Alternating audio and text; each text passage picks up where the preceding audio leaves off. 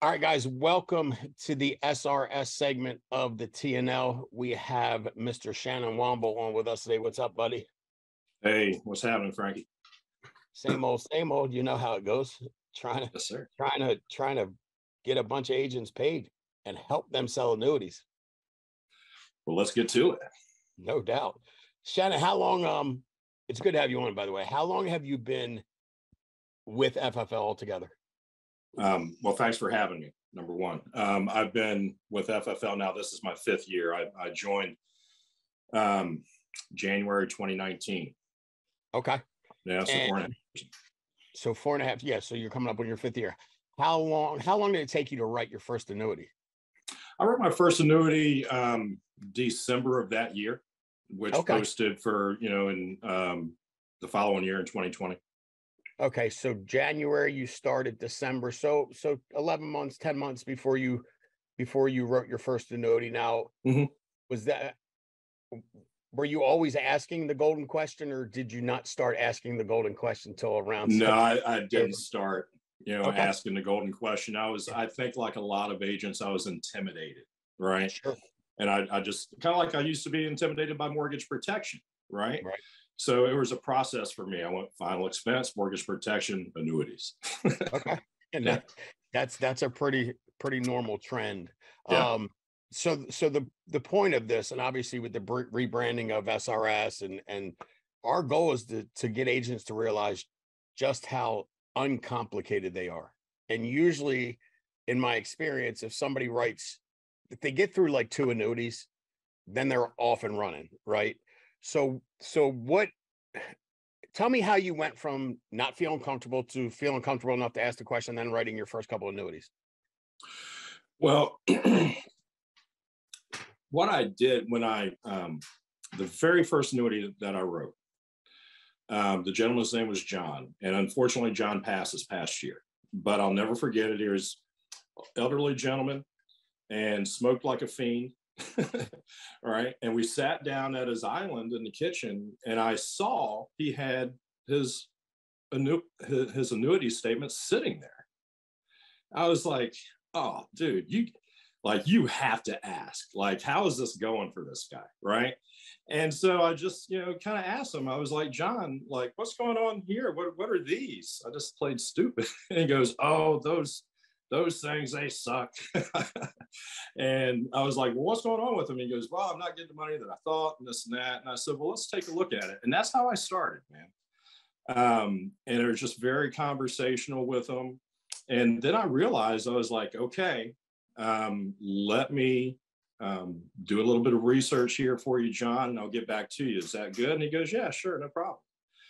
And it was 2 annuities that we just rolled over. It's about 200 and some thousand, right?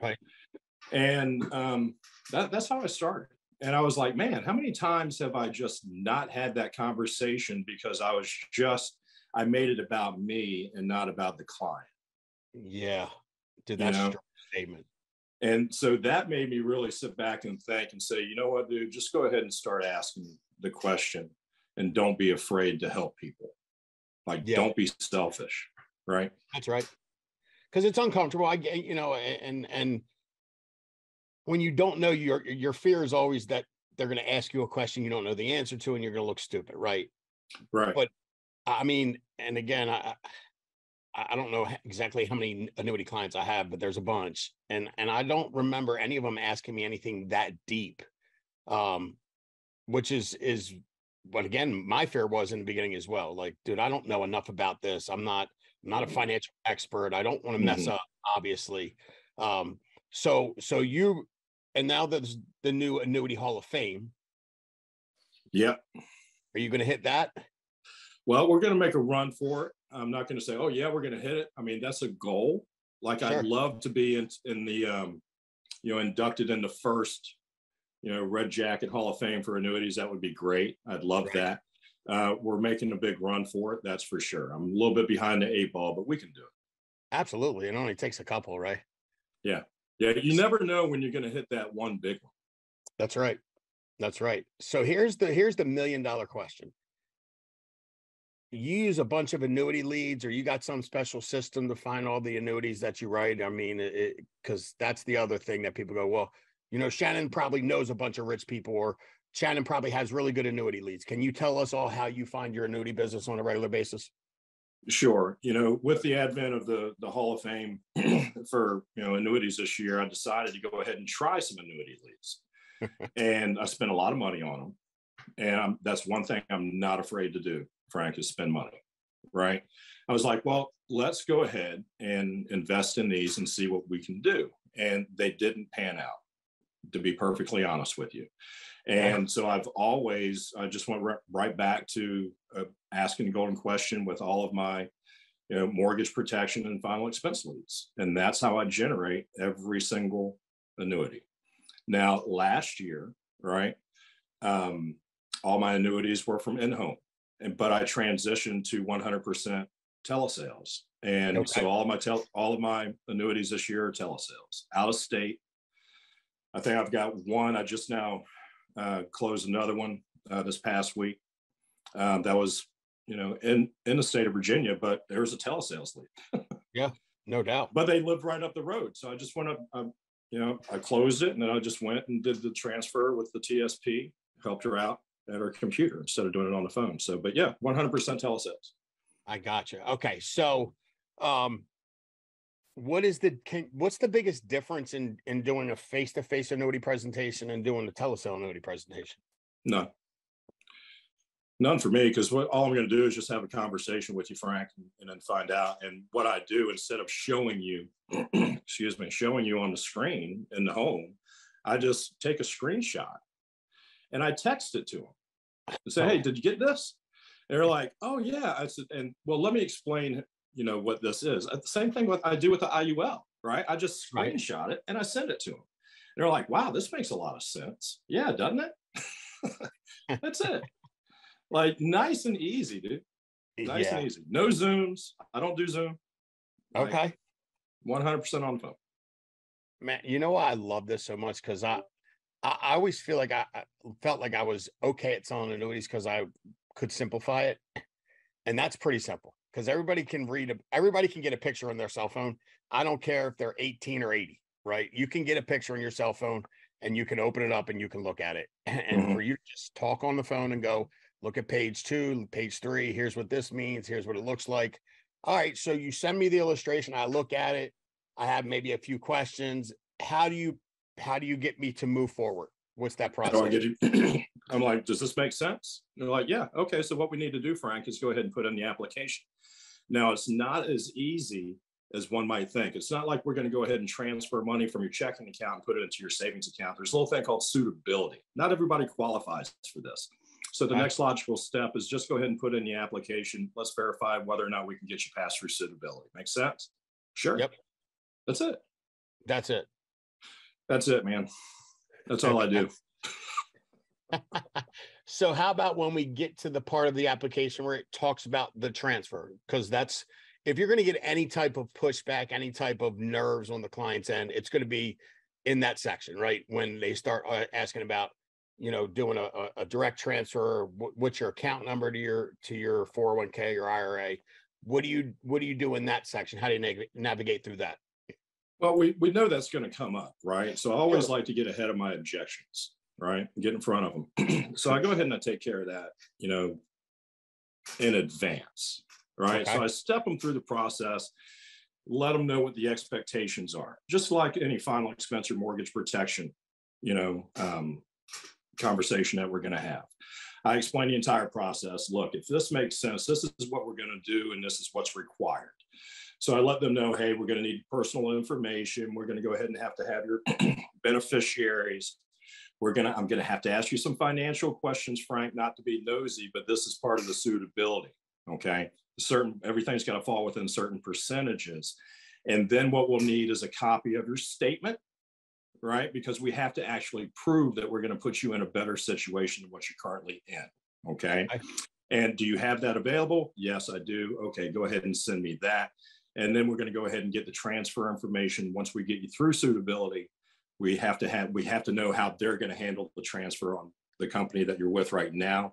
And that's how I handle it. And they're like, okay, well, that sounds pretty easy. If I get any pushback, I'll go ahead and handle it at that point. But if I explain everything to them in advance, they're okay with it. Yeah, no doubt. All right, and that sounds simple enough. Mhm. And you're recruiting building too, right? Yeah. Okay. So Yep. brand new agent, how are you talking to them about the importance? Because in my opinion, without one or two annuities a month throughout my career, I probably wouldn't be sitting here talking to you. Tell me about it. Just because they always seem to come at the right time. Amen. And they've bailed me out of more than one jam on occasion. So what are you talking to new agents about this? And are you pushing them to ask that question? And if they're not, what are you doing? Yeah, it's a requirement for us. Okay. They have to go ahead. We have our, our playbook, so to speak, and everybody has to go ahead once they're a new agent and they're in our boot camp. They're going to have a conversation with me, or they're direct, and they have to go through the entire script.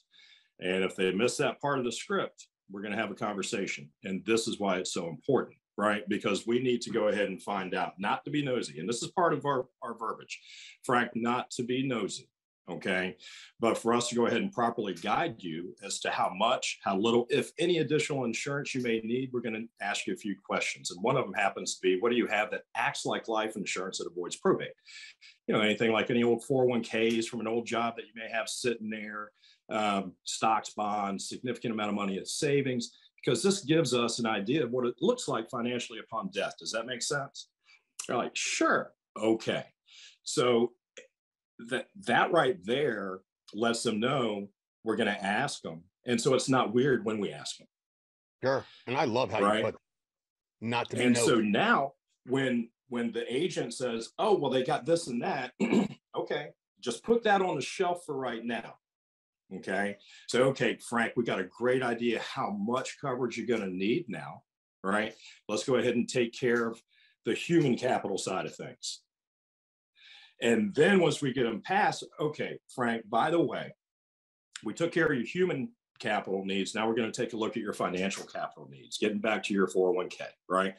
And so when we explain it like that to the client, and the agent knows that that's our verbiage, they understand how important it is to go ahead and make sure we get them the proper coverage for the human capital, and then we can go back and protect their retirement needs. Because the number one thing that most retirees, or all retirees, are worried about is outliving their funds. Right? You can Google it right now. I just Googled it again. Okay, and the latest one is from March of this year. The number one concern is outliving their retirement funds. Right. Yep. So that with that, the agents have the buy-in. They understand. Yeah. Let's do this immediately. And when you do that, yes, you don't know anything about it right now, but you don't have to, because you have us. Right? That's right. We have access to the brightest minds in the business at Family First Life. We've got your back, just like by you asking that question to the client, you got their back, we got your back. Nice. Yeah. Dude, I love it, man. I love it. It's keep it super simple, but it's also required because it's for their own good. And to be honest, it's what we should be doing for our clients. Mm-hmm. Period. If we're going to service clients, let's service them. So we're trying to keep this around 10 minutes or so. Parting piece of advice for anybody that's either never written an annuity and wants to, or hasn't even thought about writing an annuity. Why should they? And what's their first step? Well, you should, because it's the right thing to do for the client. Right? They need help. If they're not going to get it from you, they're going to get help from somebody else. Why not you? Right? Yeah. And it's going to increase your ROI dramatically, because, Frank, they always come at the right time. Right? Those deposits literally have saved my business as well. Mm-hmm. Right? They just drop at the right time. One just happened not long ago. I was like, well, I needed that. It works. It helps. Don't be afraid. Number one. Right? Just go ahead and ask and be conversational about it. If not many people are going to go deep into the woods on these things. Okay. If somebody wants to go ask some questions and everything, Don't pretend like you know everything. Just say, hey, that's a great question. I don't know the answer. They're going to be really appreciative of that, and they're Yeah. going to trust you. And then what you do is you like, if I get somebody that's deep in the woods, guess what? I'm calling my upline, Danielle Byrne. She knows a few things, right? You think? And so you just call your upline. That's it. That's it. So I would say don't be afraid. Just start asking and just be conversational about it. It's only weird if you make it weird. That's right. You That's know, right. if you act like, hey, it's no big deal. This is what we do. That's No what big you deal. do. And you're going to go ahead and find out that you love annuities. Well, Brad, Shannon, I appreciate you jumping I on. wish I was Brad. No doubt. I just saw a text from me, dude. He's on record pace this year. It's mind I boggling. know. Save Brad's hair. Go ahead and get that 8 million, Brad. That's right. But to Shannon's point, reach out to the person that recruits your upline. And if they're not an annuity producer, we have an SRS team that's willing to help people that don't know what they're doing, that want to write an annuity, that might not feel comfortable doing it on their own. We have options. Don't not ask the question because you don't think you'll have the support, because I promise you the support is there. So Shannon, great job on this. This was super simple, really good information. I appreciate you sharing with us today. As always, it's a pleasure chatting with you, bud. Yeah, nice talking with you too, Frank. Thanks for having me on.